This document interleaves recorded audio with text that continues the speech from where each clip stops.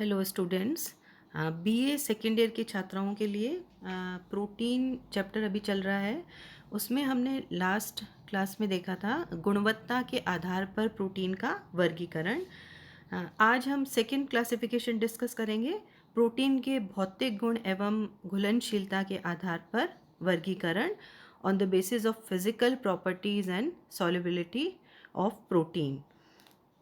Protein के भौतिक गुण एवं घुलनशीलता के आधार पर प्रोटीन को मुख्य रूप से 3 वर्गों में बांटा गया है। नंबर 1 है साधारण प्रोटीन, नंबर 2 संयुक्त प्रोटीन और नंबर 3 है व्युत्पन्न प्रोटीन या डिराइव्ड प्रोटीन। सबसे पहले हम नंबर 1 डिस्कस करेंगे, साधारण प्रोटीन या सिंपल प्रोटीन। इस प्रकार के प्रोटीन का निर्माण केवल अमीनो अम्ल से ही होता है।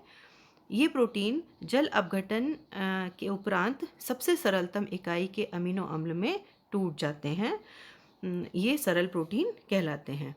अंडे के पीले भाग का प्रोटीन जो है एल्ब्यूमिन, वह एक सरल प्रोटीन है या साधारण प्रोटीन है। गेहूं का प्रोटीन ग्लूटेनिन, दूध का प्रोटीन लेक्ट एल्ब्यूमिन, मांसपेशियों की प्रोटीन ग्लोब्युलिन, मक्के की प्रोटीन जीन, ये सभी साधारण प्रोटीन के एग्जाम्पल्स हैं। इसी में नंबर सेकंड है संयुक्त प्रोटीन। नंबर 1 था सिंपल प्रोटीन या साधारण प्रोटीन, नंबर 2 है संयुक्त प्रोटीन या कॉन्जुगेटेड प्रोटीन। ये वे प्रोटीन हैं जिनमें साधारण प्रोटीन के एक अणु के साथ साथ अन्य पोषक तत्व के अणु भी उपस्थित रहते हैं।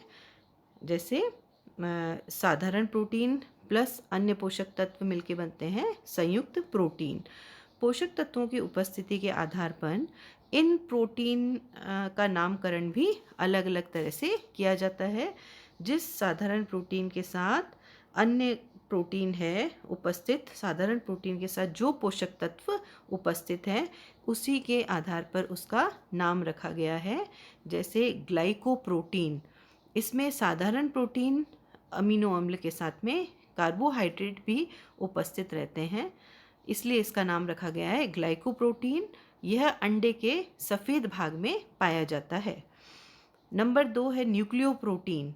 इसमें प्रोटीन के साथ साथ न्यूक्लिक अम्ल भी उपस्थित रहते हैं, जैसे थाइमो न्यूक्लिक अम्ल जो कि थाइमस ग्रंथि में है, और साधारण प्रोटीन प्लस न्यूक्लिक अम्ल मिलकर बना है न्यूक्लियोप्रोटीन। नेक्स्ट लाइपोप्रोटीन है। इसमें प्रोटीन के साथ लिपिड भी उपस्थित रहते हैं, यह कोशिका में पाए जाते हैं। इनका नाम थर्ड नाम रखा है लाइपोप्रोटीन। नेक्स्ट हीमोग्लोबिन है। इसमें ग्लोबिन नामक प्रोटीन एवं हीम नामक लोह तत्व उपस्थित रहता है, यह प्रोटीन रक्त में पाया जाता है।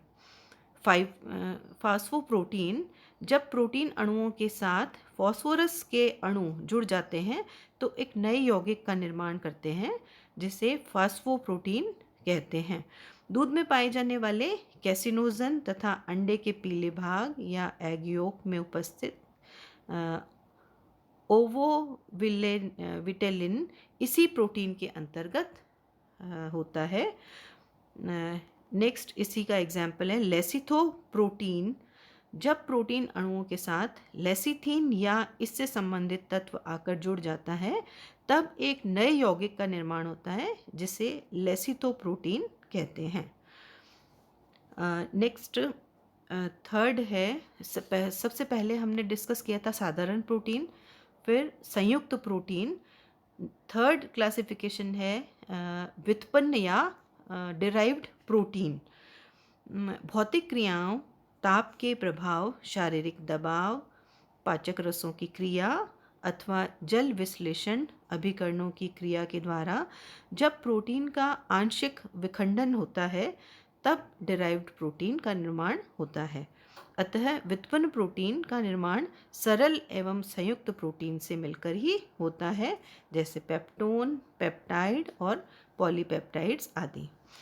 व्युत्पन्न प्रोटीन को फर्दर 2 भागों में बांटा गया है, प्रारंभिक व्युत्पन्न प्रोटीन और व्युत्पन्न द्वितीय प्रोटीन। प्राथमिक व्युत्पन्न प्रोटीन जो हैं, इसके अंतर्गत वे प्रोटीन आते हैं जिनका जब निर्माण होता है तो निर्माण प्रक्रिया के बाद निर्मित प्रोटीन के अणु एवं गुणों में बहुत कम ही भिन्नता होती है। जैसे कच्चे अंडे एवं कच्चे मांस में व्युत्पन्न प्रोटीन नहीं व्युत्पन्न प्रोटीन नहीं होती है, परंतु जब उन्हें पकाया जाता है तब इनके प्रोटीन प्राथमिक व्युत्पन्न प्रोटीन में बदल जाते हैं। ताप की क्रिया से प्रोटीन के जमने पर जो अंतर आता है उसके गुणों एवं अणुओं की रचना में अंतर कम ही देखा जाता है। सेकंड है इसमें व्युत्पन्न द्वितीय प्रोटीन, सेकेंडरी प्रोटीन डेरिवेटिव्स। जब ताप के प्रभाव, जल विश्लेषक तथा पाचक रसों की क्रिया के फलस्वरूप सरल और संयुक्त प्रोटीन का पुनः विखंडन होता है तो व्युत्पन्न प्रोटीन का निर्माण होता है। जैसे जब पाचन क्रिया के समय पाचक रसों की क्रिया के कारण पेप्टोन्स, पेप्टाइड्स और पॉलीपेप्टाइड्स आदि का निर्माण होता है तो ये व्युत्पन्न द्वितीय प्रोटीन कहलाते हैं। थर्ड मेजर क्लासिफिकेशन है प्रोटीन का, प्राप्ति के साधन के आधार पर प्रोटीन का वर्गीकरण। मतलब कहाँ से प्रोटीन प्राप्त हो रहा है, कौन से सोर्सेज हैं जिनसे हमें प्रोटीन प्राप्त हो रहा है, उन प्राप्ति साधनों के आधार पर प्रोटीन का वर्गीकरण है वो दो प्रकार से किया गया है। नंबर 1, वनस्पति जगत से प्राप्त प्रोटीन या वेजिटेबल सोर्सेज प्रोटीन, और सेकंड है एनिमल सोर्सेज या प्राणी जगत से प्राप्त प्रोटीन। नंबर 1 वनस्पति जगत है, इससे प्राप्त प्रोटीन मध्यम, आंशिक पूर्ण या अपूर्ण प्रकार के होते हैं। मध्यम या आंशिक पूर्ण प्रोटीन के अंतर्गत दाल, सोयाबीन, बादाम, काजू, मूंगफली, सूखे मेवे आदि आते हैं।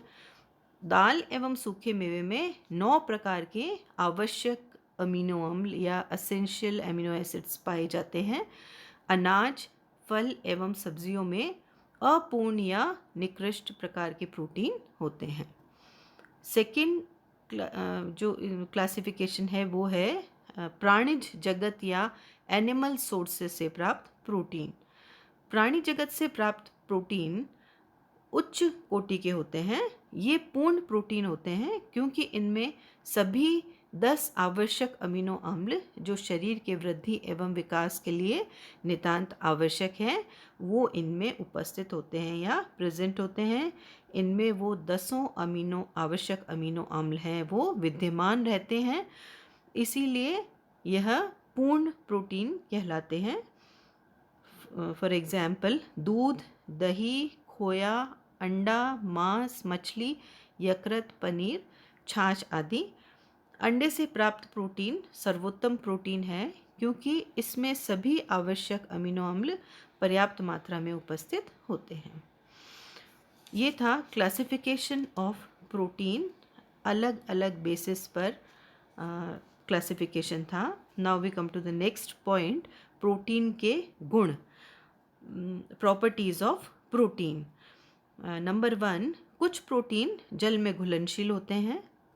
नंबर 2, कुछ प्रोटीन कोलाइडल घोल बनाते हैं, अर्थात इनके विलयन में घुलने के उपरांत भी ये सूक्ष्म कणों में मौजूद रहते हैं।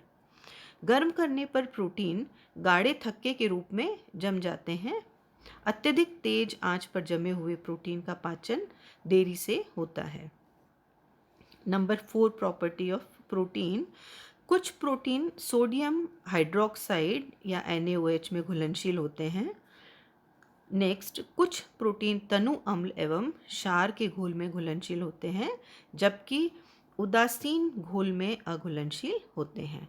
ये थे प्रोटीन के गुण। थैंक्स।